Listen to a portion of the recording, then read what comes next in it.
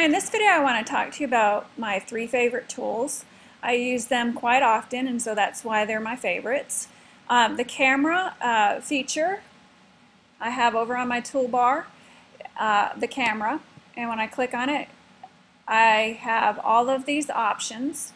Now to get all these options you want to put the camera menu on your toolbar, not just each of these individuals. So the camera menu is what you want in your toolbar to get this.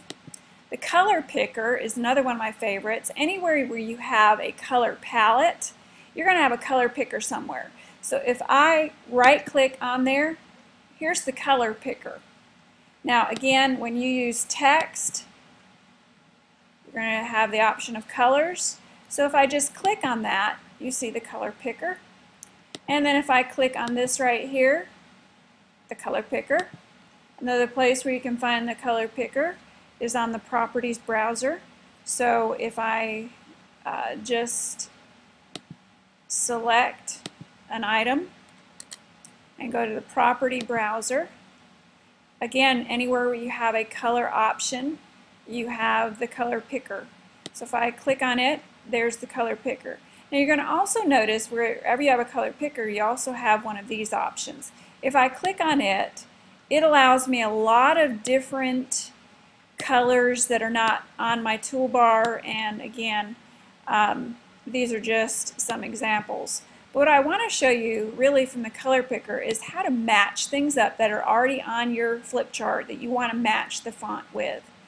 And then lastly, the import from PDF. The reason why I use this is because oftentimes when you open up a PDF, you can go up to this feature right here and it annotates over the desktop and you can start writing on your PDF, but that has its issues as well.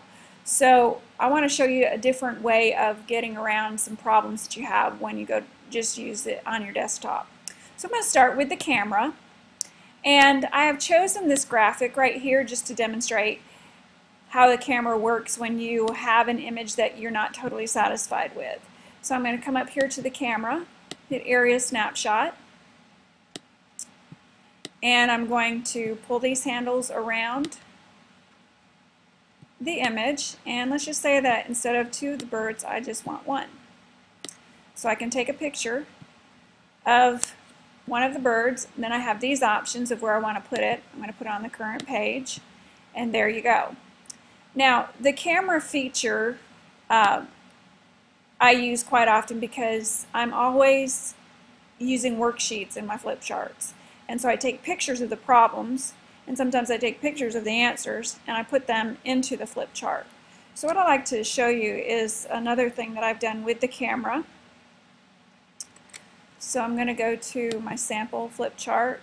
As you can see from this particular page, I have the option of pulling out this to reveal the answer. How I've done this though is I've taken a picture. See that? I took a picture of the desktop before I added these problems, and then I used it as a revealer. So that is something that you can do with the camera. Let's see if there's anything else here that I can show you. Yeah, this one's the same way. This again, you have an application there, and if I pull this down, it reveals the answer. So again, all I did, if you were to take a look at this right here, it's just that let me get this out of the way. I took a picture of the background, and then I put it on the top layer, and it became a revealer. So that's, again, another thing that I use quite often. Okay, let's talk a little bit about the color picker. If you'll notice, I use the color picker even on this title here. And what I've done is I used the color picker, and I have clicked close to the title And what that does is it changes its colors. So I could actually even choose a color that's down here that would match, and then it changes to that as well. So you've just got different options with the color picker. Let me show you in one of my sample pages how I use the color picker. I used it quite a bit on this page. As you can see, here's my background. The font color matches a lot of the colors in the background. Actually, they all do. And then when I pull this down, again, you can see how this background matches identically to the background on my flip chart. And again, all you have to do is use the paint bucket, right click on the color palette, get the color picker, pick the color that you want the background to be. Let's just say that I want it to be this pink color, and then you just, there you go. And that is to me, it's just, I like to match things up, so it has proven to be a very neat tool for me. Again, even on this slide, you can see where I have matched the colors of the backgrounds up with the wood that's in the flip chart. So again, this is it's all color coded. All of these were matched to something that was in the background. So that's a lot of examples of how I use the color picker. Finally, what I want to show you is the PDF, import from PDF. Okay, I put this on my toolbar because I use it quite often. So let's just say you open up a PDF file. I've opened one up and I click this and it takes me to my desktop. And if I leave it like this is fine. I can still adjust all the features on it.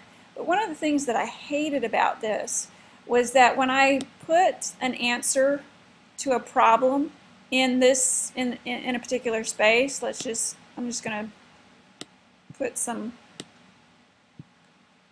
lines and so forth, and I scrolled down the page to get to other problems, the actual pen came with it.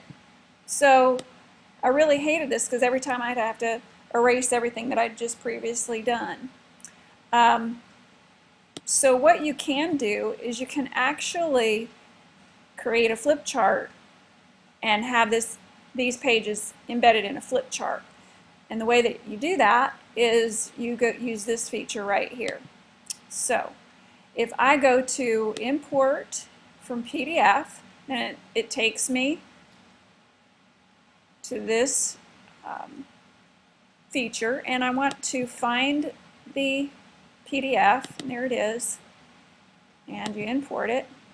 And you'll notice now up here it actually even takes the title of that, creates a flip chart. You can see now I have 2 pages because there was 2 pages to this. You may think that's not a very good window. Well, you're right. If you come up here and fit to width, then you have the problems. You can still scroll down and the rest of it is there. And then again, as I mentioned before, the neat thing about this is that you can write in it, and now when I scroll down, the pen stays in the box. And you can save it. You can actually save this flip chart with the answers in it if you want to. And then you can go to page 2 and have free access to it as well. So again, these are some of the tools that I use quite a bit when creating flip charts and even in the classroom. So hopefully this has helped some of you, and this ends this video.